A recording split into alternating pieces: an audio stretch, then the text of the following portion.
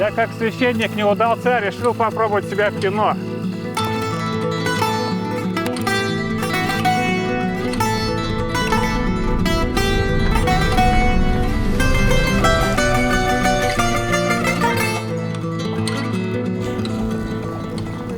А ты на чем? А? На чем? На поезде. На поезде? Да, мы с Ольгой. Ой, ты видишь. Все, господи. В магазин поехал.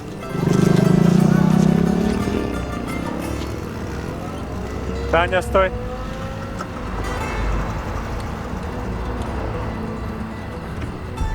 Как бы с той территории все началось 10 лет назад.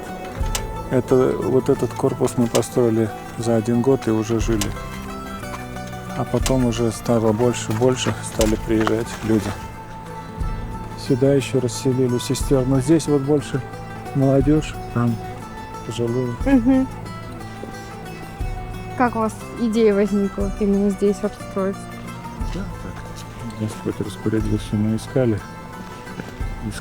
и на этом месте нам эту землю подарили. Может быть, наш монастырь отчасти связан с Афоном. Мне довелось храмики там расписывать, и пока расписывал я, как же жил в этой атмосфере.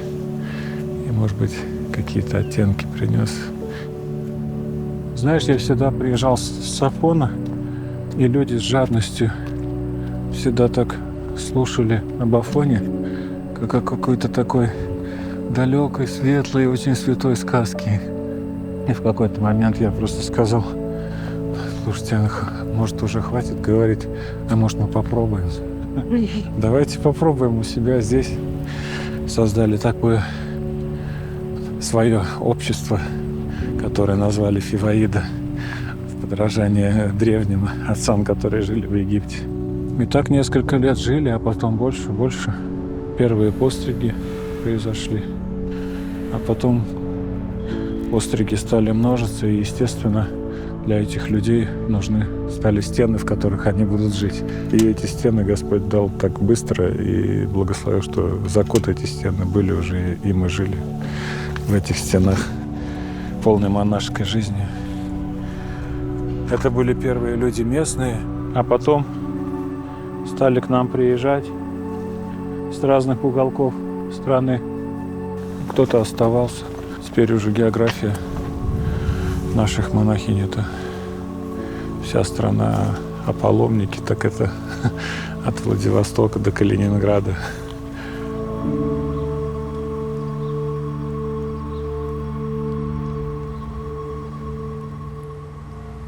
Хорошо, что позвонили, сейчас я выключу.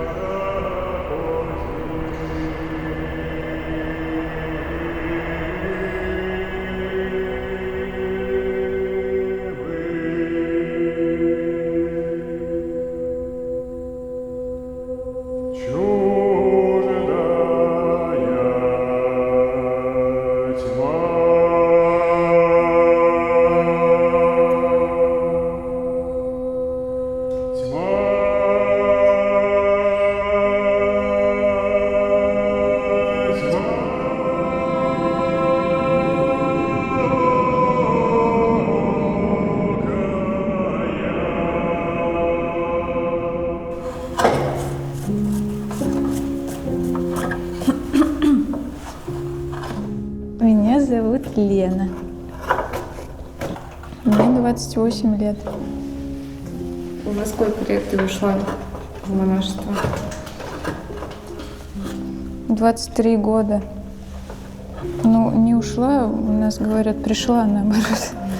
Потому что ушла — это такое понятие, как будто ты ушел и закрылся от всех проблем. На самом деле все обычно наоборот происходит в монастыре. Почему ты решила прийти в монастырь? У меня в 17 году погиб мой лучший друг, очень добрый парень. И мне кажется, он Бога искал, потому что он не мог ни в чем успокоиться. Но это нужно предысторию рассказывать. Там как-то череда событий случайная, ну, как бы в кавычках случайная. А у меня мама православная, и я, наверное, может быть, поэтому очень-очень-очень далеко ушла от православия. Но я очень серьезно относилась к музыке. Я писала музыку, собирала группу, пыталась стать композитором, хотела поступать в Берлин, стала учить немецкий язык.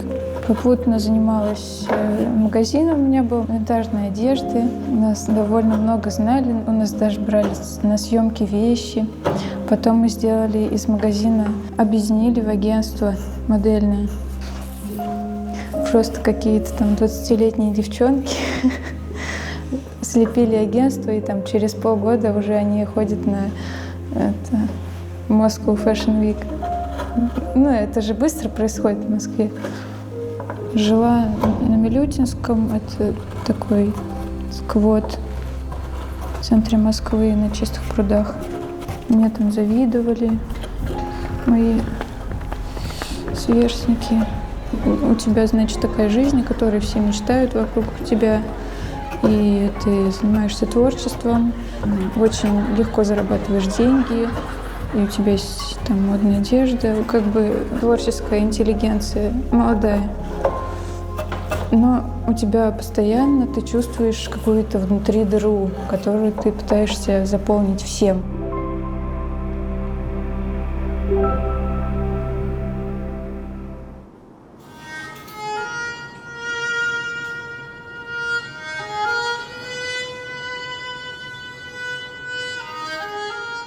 Вот что-то очень черно у тебя внутри. Хотя все хорошо, вроде как со всех сторон тебя окружают друзья, там интересные какие-то вещи. Все, что ты любишь, ты делаешь, ты занимаешься тем, о чем всегда мечтал, но чего-то самого главного не хватает. Зерна не хватает. Зачем ты это все делаешь?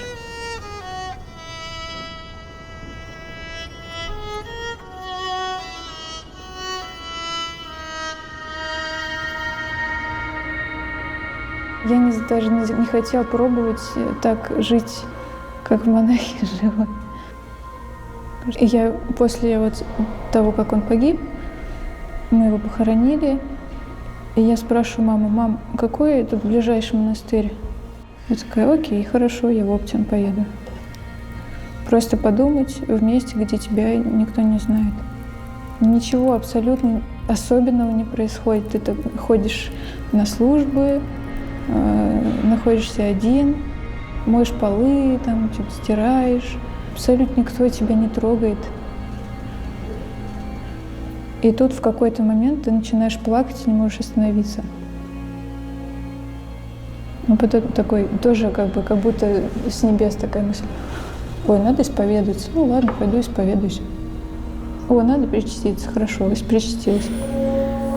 И потом Пасха, и я сижу в храме, понедельник, Светлой Седмицы, и думаю: ой, а зачем люди вообще из храма выходят? Тут уже так хорошо. Когда я об этом вообще думала так? Ну, в православии это называют призывающая благодать. И это самое жуткое время для твоих родных. Потому что говорят, что один приходит там в храм, кто-то в семье, все остальные становятся мучениками. Ну, если он как бы неразумно начинает воцерковлять всю свою семью, это очень глупо со стороны выглядит. И потом от меня много друзей отвернулись, потому что поняли, что я немножечко того уже сошла с ума на почве этого православия. Я читала же до этого всякие там медиа тоже, в которых ПГМ, такое православие головного мозга. Вот ты был в своем информационном пузыре, у тебя туда вбрасывают всякие стереотипы. Ты вообще, не находясь в церкви, начинаешь ее воспринимать очень враждебно. Но ты приходишь и видишь, что это абсолютно не то, как тебе это подавали. А в Орский монастырь ты как приехала? Ну, мне сказала одна подруга, что есть такой монастырь, такой молодой, хороший. Я не знала, там, что батюшка снимает кино, что это такой творческий человек, и все тут такое не затертое. Ничего абсолютно не ждала. Ты приезжаешь и чувствуешь просто сердцем: о, все, я дома.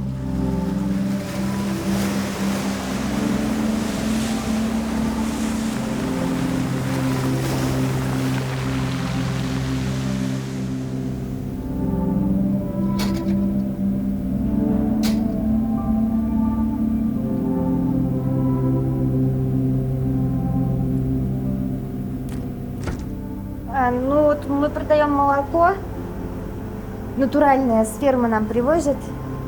Делаем топленое молочко. Потом у нас есть мацони. Это кисломолочная грузинская продукция, ну, типа сметана. Потом из топленого молока мы делаем ряженку. Это я сейчас так много наделала, потому что пасхальная неделя будет, и все будут покупать. Меня Таня зовут. Вы давно тут живете?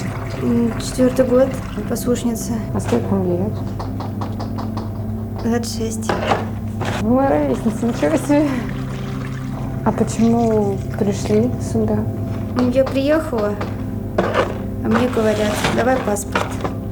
Ну, типа, ты же паломница, там все такое, мы данные запишем. Я дала. Меня забрали и говорят: все, не вернем. Я такая: ну ладно, остаюсь. Ну, правда. Ну, я как-то приехала сюда в гости, познакомилась с отцом Сергием, смотрела на монастырь. Через какое-то время поняла, что очень хочу монашеской жизни. Очень хочу здесь остаться. Отучилась и вернулась. А на кого отучилась? ПДН, по делам несовершеннолетних. И вы не захотели этим просто заниматься? Я уже монастырем жила. В монастырь хотелось, я уже просто заканчивала. У меня духовник был в Оренбурге, и он сказал, что обязательно надо закончить, потому что если бросишь учебу, придешь в монастырь, и монастырь бросишь, и так у тебя будет вся жизнь. А закончила одно, закончишь и в другом. Терпение тренируется. Обязательно любое дело надо заканчивать. А почему такой выбор профессии был? Ну, я сама хулиганила в подростковом возрасте, и поэтому мне очень хотелось с такими детьми работать. А хулиганила это вот, ну, до сколько? Ой, можно не будем об этом? А ты в воцерковленной семье жила? Да, у меня папа священник. Ого! А это можно вот было назвать протестом каким-то, что-то Да, сложное? да. Вот в детстве все было против. Ну, в церковь заставили, ну, как бы, родители православные, и меня тянули. А это было не мое желание. Мое желание потом пришло. На 2-м курсе в храм пошла. Там духовник появился. Потом в монастырь поехала. И все. Ну, у меня большая семья.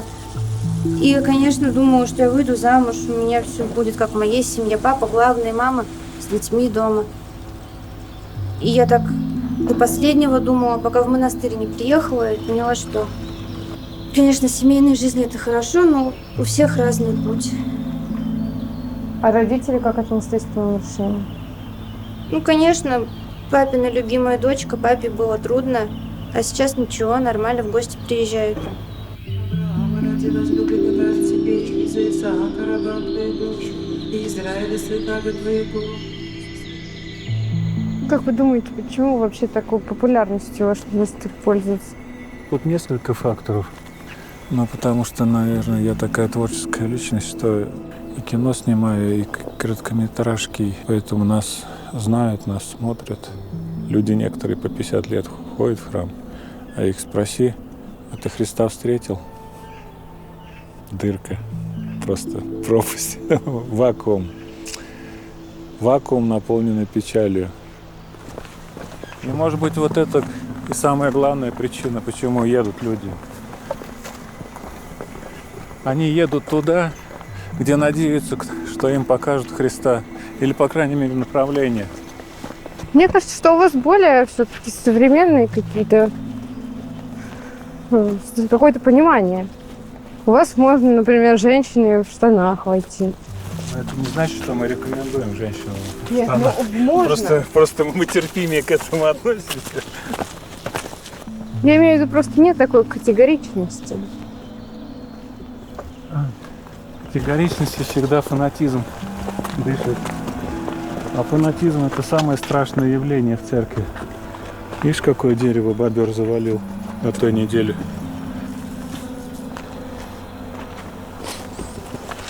В церкви человек может стать святым, а может через фанатизм стать извергом. Самые страшные войны, наверное, были религиозные. Если мы будем нести свою богоизбранность не как ответственность перед миром, а как честь, мы повредимся и станем фанатиками, сойдем с ума. И будем делать страшные вещи.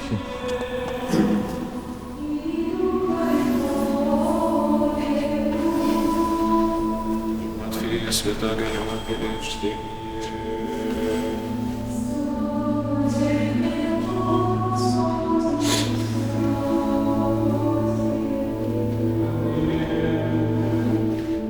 Ну, любой монастырь в идеале строится вокруг одной личности. И эта личность задает тон. Когда я сказала моим друзьям православным, что я хочу в монастырь, они сказали: нет, нет, ты что? Да монашество это вообще, это не надо тебе. Вот у меня друг был там 5 лет и потом разочаровался и ушел в мир. Монастыри сейчас это ерунда. И даже вот если я сама не видела, мне потом передавали. Мне вот сказали, что там про тебя говорят: ой, да она сорвется и вернется. Сорвется, как будто я себя держу прям, связала руки и ноги, да, за батарею себя привязалась. Сорвется и вернется. Как будто на диете сижу. Еще до монастыря я была достаточно аутичным человеком. Ну, типа интроверт. А тут ты попадаешь в среду людей, которые абсолютно другого типа. Они очень простые и открытые, и добрые. И тут ты вдруг понимаешь, что ты очень закрытый и злой. Мне даже мама звонила, переживала за меня. Я говорю: мама, потом. Надо подумать. Надо помолчать. Раньше там ты не знал, что вообще есть понятие чистоты и загрязненности. А мне одна подруга говорит: ты что, такое грешница? Ну за что ты себя наказываешь? Вот ты живешь в большой семье, большая территория, много людей. Ты заботишься о том, чтобы все покушали, чтобы было везде чисто. Каждую неделю я поварю на 40, там 60 человек. Ну, не на 40, конечно. Минимум на 60. Есть вещи, которые там я могу делать, там, как и моя специальность, то есть там мои таланты, грубо говоря. Вот я видео снимаю, проповеди батюшкины снимаю, монтирую.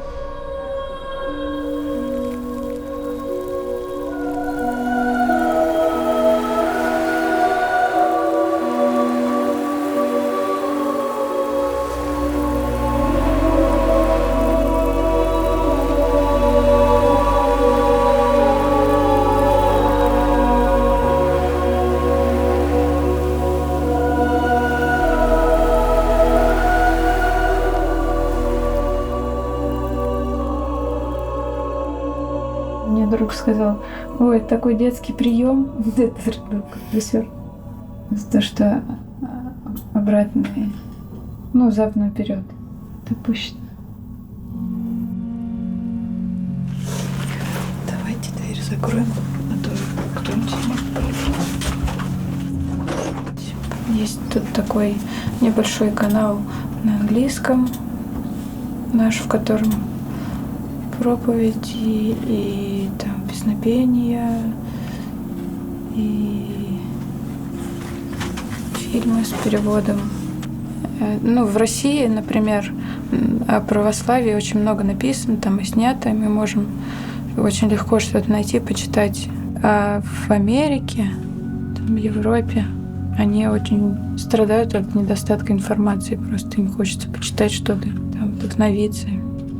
Поэтому они нам пишут часто: вот, спасибо вам. И еще чем я занималась, у меня был магазин.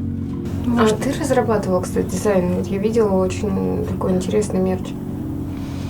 Ну да. Какие-то я вот это батюшка нарисовала.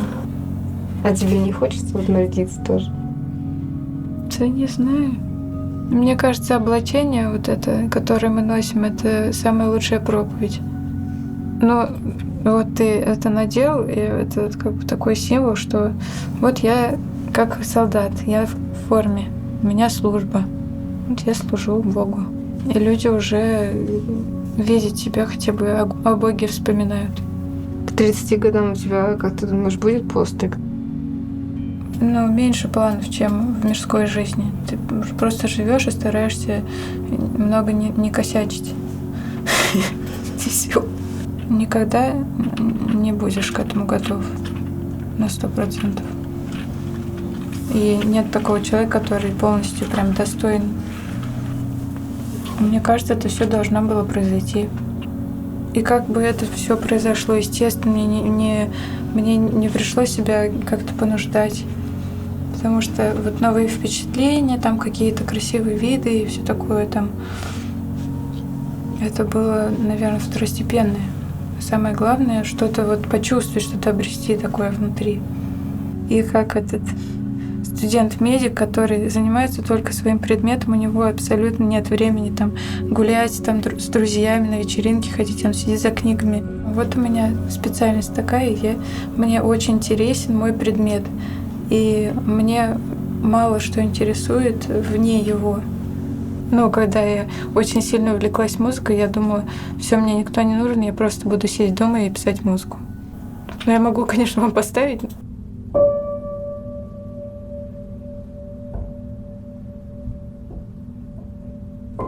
Я могла лежать на полу у себя дома. У меня такие в 2 раза больше были колонки. И слушать музыку. А скажи, вот какие вещи можно было из мира забрать? Ну, ты говоришь, у тебя были колонки хорошие. Да я тогда вообще не думала, что я буду вот таким заниматься вообще. Я как раз думала, вот твой стереотип, то, что картошку чистить, огород. Я, наоборот, все вещи свои раздала. Это же меняет жизнь. Это естественно, что ты все старое хочешь выкинуть и жить по-новому. Я знаю, что у нас батюшка никогда не любит крайностей. Говорит, не называйте деградацию вашей личности православием. Когда человек становится православным и вдруг становится злым и вспыльчивым, и начинает со всеми спорить, это значит, что это у него не православие.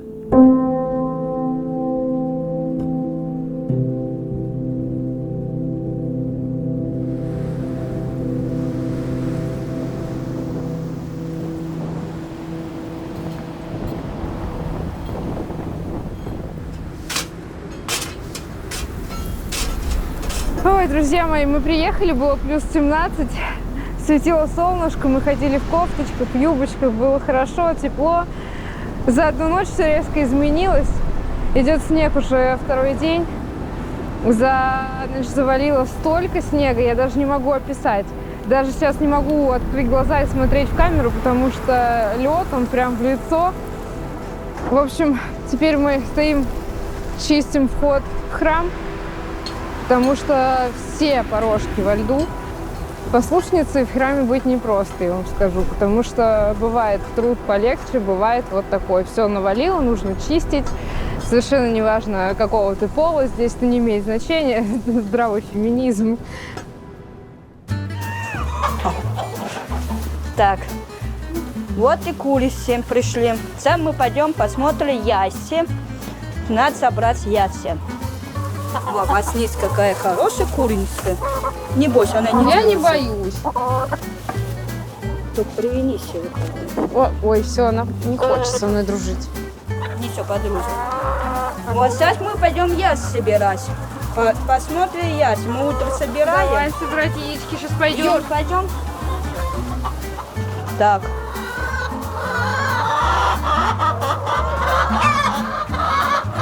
Ну-ка, курица, яйца. Мы утром собираем полным ведром яйца. Так. Много яйца, давай. Вот, молодец. Умничка, спасибо. Вот, как к 9 идем их спать ложись. Пожираю их такой ночью. Что они спали хорошо, что не дрались. Они очень умнички и добренькие.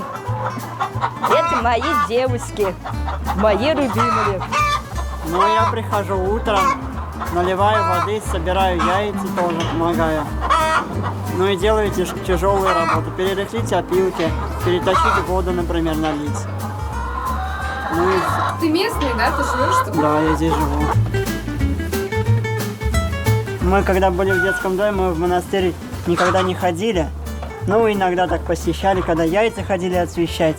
А сейчас приехали сюда, мы здесь стали в монастыре помогать, я в курятнике помогаю. Первый раз, я когда сюда приехал, у меня была мечта это печь, ну, выпечку делать.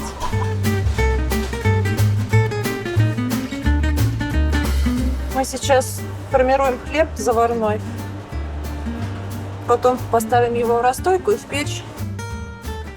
А сколько вы тут уже на послушании на таком пекарне? Я здесь с июля прошлого года, А в монастыре вообще? с 21 года. Ну, наверное, все-таки первопричина. Я была замужем. И у меня муж умер от болезни. У меня была работа, квартира, все было, но как-то я решила съездить в монастырь, посмотреть, пожить здесь какое-то время. Ну, мой бывший духовник меня благословил сюда съездить к отцу Сергию. Ну и, в принципе, я знала из интернета. Параллельно я смотрела фильмы батюшкины. Мой бывший духовник тоже рассказывал. Говорил, что если хочешь получить духовную пользу, съезди в Орск. Я съездила сюда и решила остаться. Я здесь была всего 12 дней.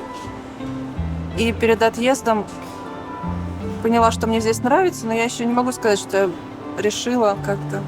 Уехала отсюда и через месяц уже вернулась навсегда. Здесь я счастлива. Это точно то место, где бы я хотела быть. А мирской жизнь, знаете? А мирскую? Ну так, ну бывает, когда вот я же все равно, мама мне звонит иногда, созваниваемся. А так нет, я бы не хотела вернуться. Не хотела.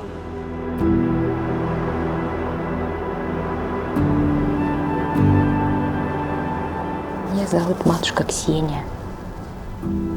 Матушкой в монастыре называют игуменью.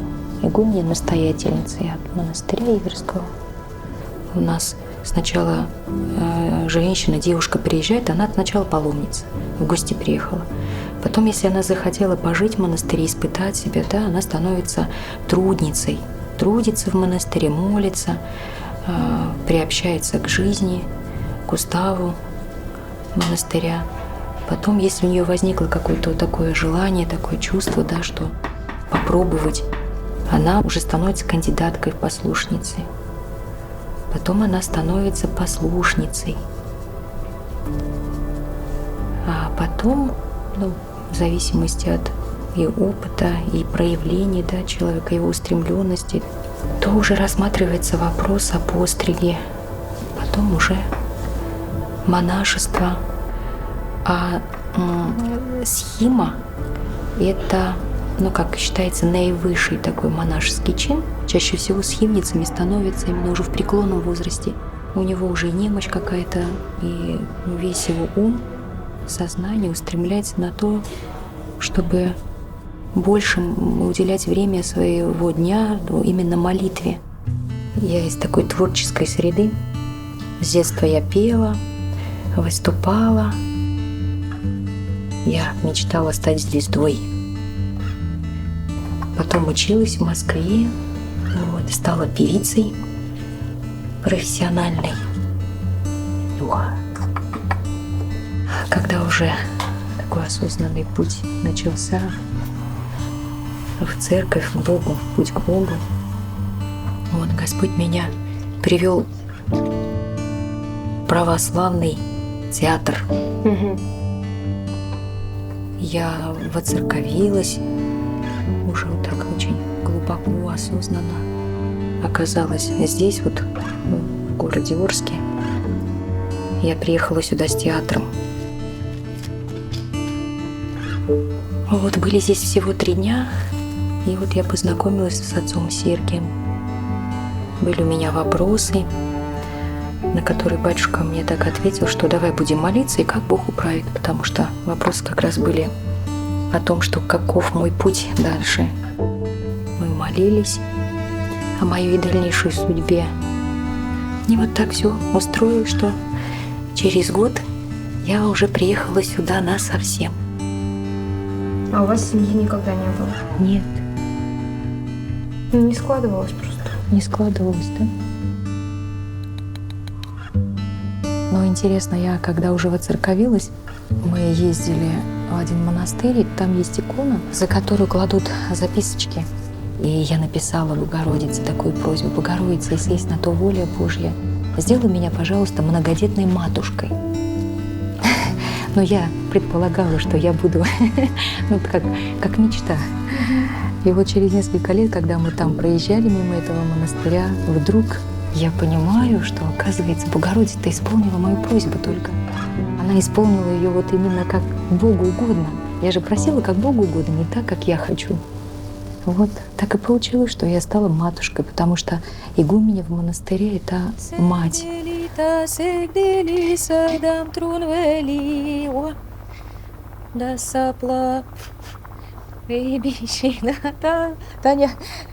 Водичку надо, Таня, воду.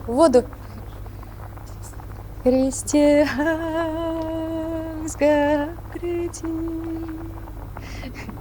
каша с дымком.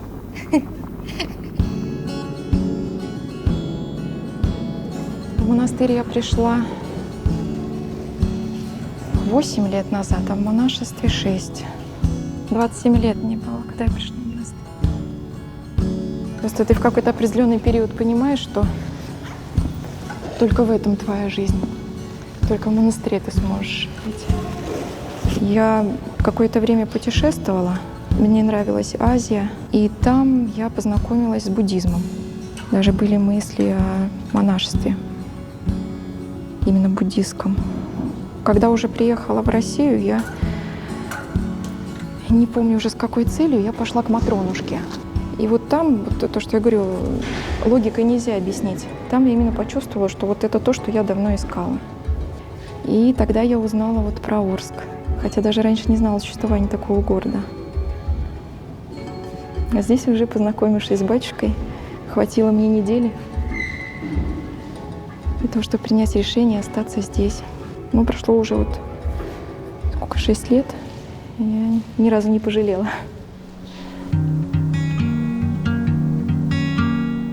Семья у меня не воцерковленная, поэтому для них, конечно, был шок. Потому что я никогда в храм не ходила, жила абсолютно светской жизнью. И воцерковление, оно произошло очень быстро. Мама меня знала совсем другой. И когда я приехала, сказала: мама, я ухожу в монастырь. Мягко говоря, они очень удивились. Она не могла себе объяснить. Первое, конечно, самое распространенное это мнение родителей, что что-то случилось, с кем-то ты поговорила, кто-то тебя заманил. Но когда она приезжала вот, в монастырь, и она не могла себе дать объяснение, почему я ушла в монастырь, и почему она видит такие счастливые у меня глаза. Это несоответствие, потому что монастырь же уходит от каких-то печалей, от какой-то скорби. И действительно видела, что я счастлива, видела, что это мой путь, и она мне об этом говорила, что да, я вижу, но я не могу тебя отпустить. Я говорю, даже вот в этой материнской любви, да, самой чистой, самой искренней, и все равно есть вот эта доля, что... Говорю, мам, ты же хочешь для меня той жизни, которую ты для меня придумала? Говорит, ну, наверное, да. Вот после этого, когда вот у нас состоялся такой разговор, она уже меня отпустила и сейчас сама приезжает, и очень рада. Она очень любит батюшку, очень любит наш монастырь. Так что сейчас все хорошо. Есть сейчас такой стереотип, что в монастырях так очень строго, и матушка прям жестко так наказывает. Не знаю, стереотип это или нет, может быть, в каких-то монастырях это и есть, но у нас все по-другому. У нас очень добрый духовник, и матушка игуменя. И, в общем-то, у нас особой строгости нет. Как и батюшка нам говорит, всегда стремиться так, чтобы наше послушание было по любви. Послушание из-за боязни расстроить. Не потому, что тебя накажут, а потому, что ты боишься расстроить своего духовного отца или матушку игуменю. Конечно, я еще не стала настоящей игуменей, только учусь этому. В чем особенность именно этого монастыря? Для вас, не говорю для людей даже. В том, что у нас есть батюшка, есть духовник, потому что не в каждом монастыре есть духовник. Именно духовник как отец, да, как наставник, как не просто штатный священник, который исповедует сестер, а именно тот, кто ведет и несет ответственность. Это грузинский храм. Его строили, финансировали грузины, наши диаспоры. Он посвящен Гавриилу Оргибадзе, это современный грузинский святой, юродивый, который нес подвиг юродства, якобы безумного человека. И к нему, соответственно, относились многие как к сумасшедшему. А сейчас не только Грузия, весь мир его почитает. Вот в честь него этот храм.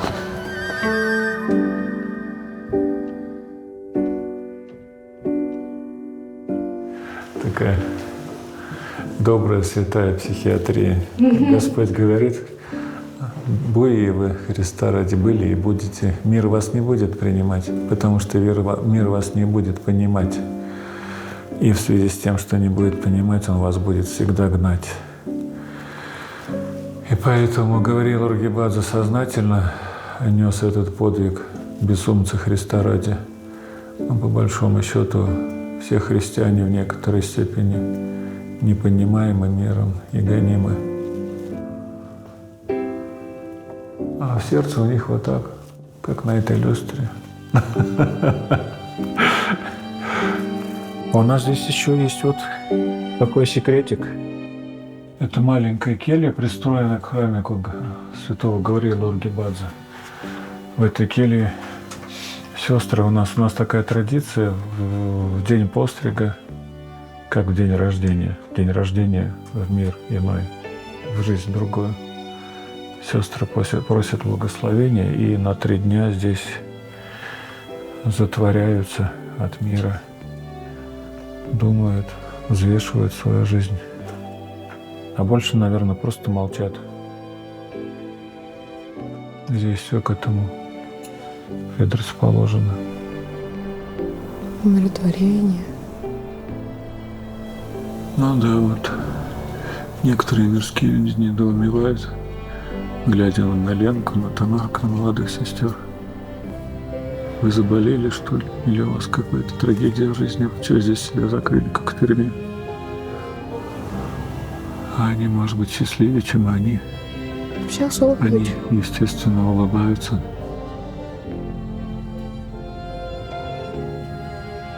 Нет, а кто-то не может, потому что не знает этой жизни. Она для него незнакома, поэтому чужая. Может быть, если бы он ее узнал, может быть, она бы ему понравилась.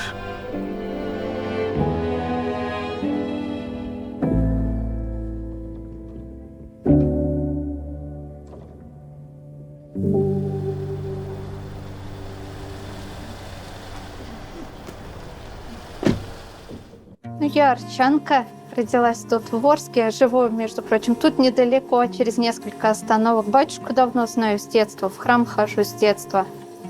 Мешаем? Все, готово.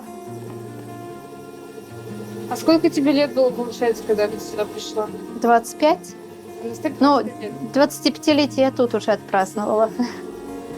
А у тебя постриг уже был? Да. Была Екатерина, стала Тамара. Мне 2 годика. 2 года? 2 года назад, да, постриглась. Не жалела никогда? О том, что выбор вот тут в монастыре приняла? Да. Нет. Ну, просто и в миру жить сложно. И в монастыре нелегко. Но надо выбрать какой-то путь. Каждый выбирает свое. Я выбрала монастырь. Такие вопросы интересные люди задают. В монастырь приезжают, говорят: а вот ты молодая, тебе неохота вот в город выйти погулять, в универмаг зайти, по магазинам, там в трамвай проехать, город посмотреть? Я говорю: нет, совсем другими интересами сейчас живешь. То есть твоя цель сейчас отстоять службу, постараться помолиться, никого не обидеть, что очень сложно. То есть попросить прощения вовремя у всех. Совсем другие планы в голове. Я считаю, что мы не делаем ничего особенного. Так должен жить любой человек, даже в миру. Ну, молиться, в храм ходить, послушание оказывать, послушание родителям, послушание начальнику. Мы оказываем послушание игумену, батюшке. Я не знаю, в чем отличие. То, что замуж не выходим, мирские женятся. В этом, что ли? Лично для меня, я и в миру старалась, ну, как вот, когда к Богу пришла, для меня нужно было сразу все. Если жить с Богом, то в полной мере все исполнять. Так и мирские должны тоже стремиться к этому. Просто в монастыре особые условия для этого есть. Все как бы предрасположено. Меньше забот, а в миру забот много, наверное. Людям надо деньги зарабатывать. Никогда не думала, не жалела, не сомневалась. Ну, уйти-то точно я никогда не уйду из монастыря. А искушения у всех бывают всякие. Мысли в голову лезут, конечно. Человек проходит разные степени, уровни. У всех бывают искушения, и кто-то может через несколько лет начать думать, что он зря пришел. Но это проходит. У тебя есть какой-то страх? У меня такой классный папа, я ничего не боюсь. Если что-то случится, я все папе расскажу.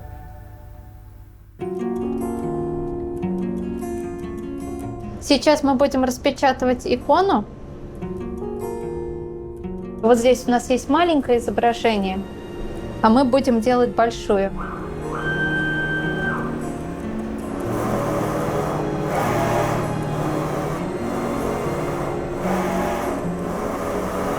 И все, как бы икона готова к продаже или к подарку.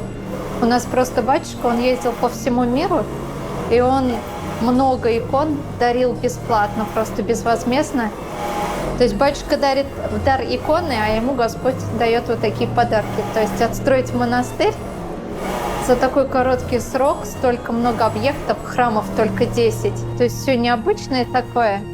Притягивает молодежь, людей из других городов, из других стран. Как бы я как-то провожу экскурсию маме и дочке. Говорю: вы откуда? А они говорят: из Сан-Франциско. Я говорю: откуда?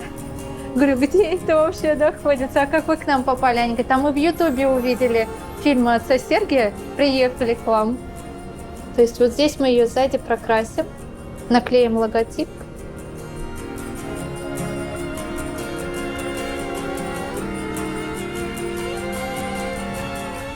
Многие спрашивают, почему детки на нашей территории монастыря бегают в черненьких облачениях, как и у нас. И говорят, это что такое? Она что, монахиня такая маленькая? Как она могла маленькая обеты принести? Она же потом просто сбежит из монастыря. Нет, это детки, у них есть родители, мама и папа. Они приезжают к нам в гости, и те, кто на долгий срок, допустим, от 3 недель и больше, бывает по 2 месяца живут, они говорят, мам, мне нравится вот эта вот монахиня, я хочу быть такая же, как и она. Девчонки, нравится вам? Где вы сегодня были? На каких послушаниях? Кондитерка. Я была на кухне, мы стали, красили яйца. Ты мечтаешь быть монахиней? Ну, хотелось бы, так вот.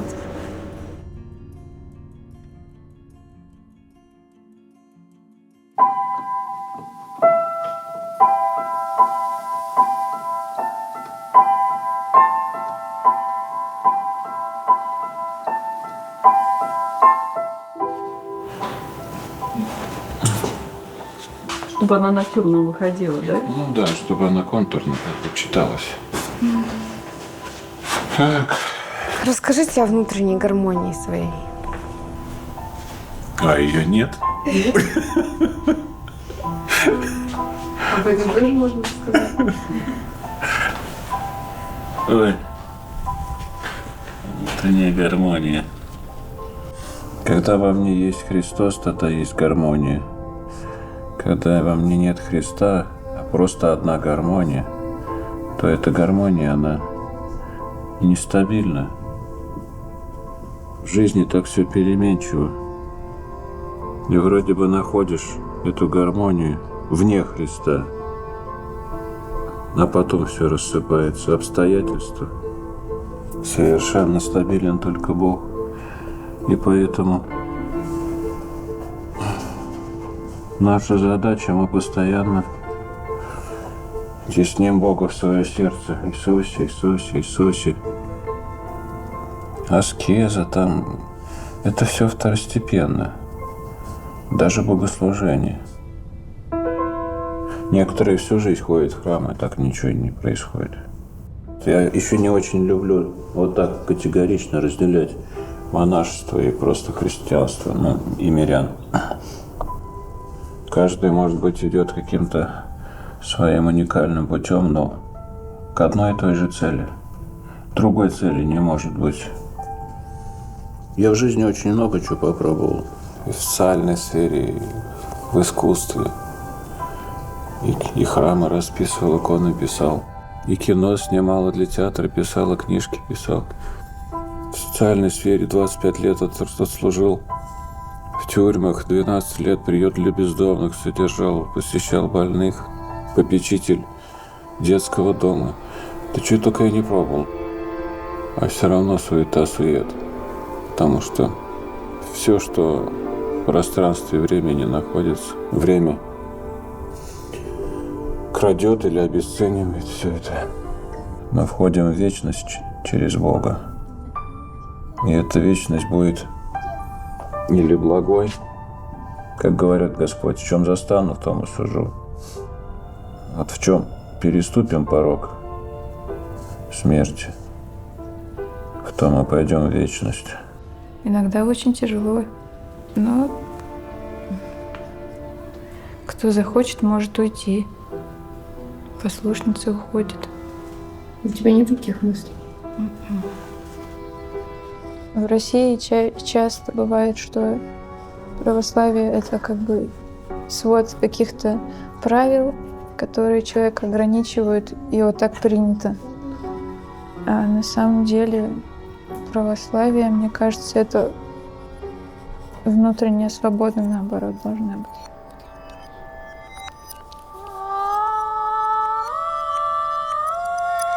Монахами становится от любви. Не просто ради подвигов, какой-то аскезы или особой жизни. И все время хотела сделать что-то серьезное, настоящее, то, что останется в вечности. Это касалось сначала в искусстве, да, у меня были такие задачи. А потом я просто поняла, что есть то, что выше искусства. Вера, Бог. Христос воскрес! Христос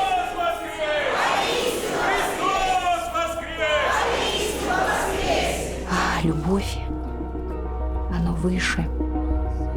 И мне захотелось вот жить ради более высокого идеала, не просто ради искусства, каким бы оно ни было прекрасным, гениальным. Ой, какие красивые получаются. Не все.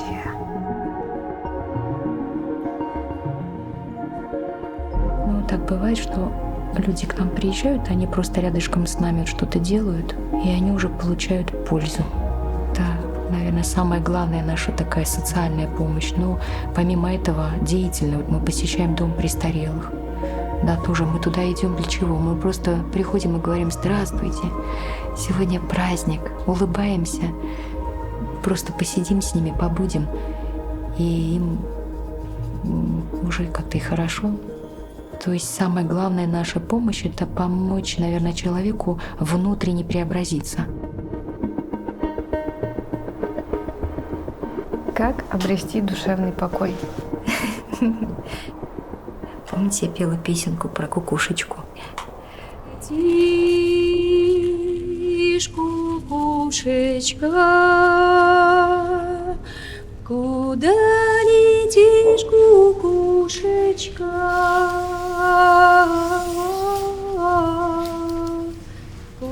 Найди сама себя, да, сначала. Человек задается вопросом: а что у меня там внутри происходит? А потом там нехорошо, да? А где искать помощи? А помощь у того, кто тебя создал. Найди сама себе. Поди к стопам Спасителя. Поди к стопам Спасителя.